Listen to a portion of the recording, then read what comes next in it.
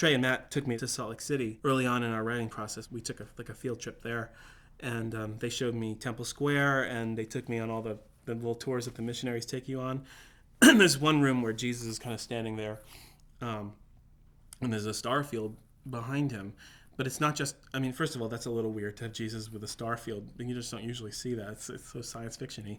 But not only that, there were like these huge, big old planets like Tatooine and Hoth and Dagobah. Like you just saw all these. It was a super Star Wars-y thing. And then not only that, when you'd wait there and then the missionary would come in, the lights would dim a little bit and she'd press this very, very clearly visible button and Jesus would start talking. He said, "I am Jesus."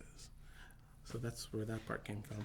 We went to Palmyra, New York about 2 years ago because we had known, and I'd known for a long time that they have this big pageant where they basically put on stories from the Book of Mormon, and Mormons from all over the country come, and if they're dressed in the right costume, they can be part of the cast, and it's just this big crazy thing I kept hearing about.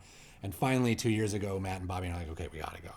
And so we went, we visited the little cabin that Joseph Smith grew up in, we visited the printing press that first printed the Book of Mormon, and then went to the pageant. And it actually ended up playing into the scenes that kind of were like, oh, we should bookend our musical with this and do kind of our own miniature version of the Hill Cumorah pageant, which is now the very start of our musical and the very start of Act 2.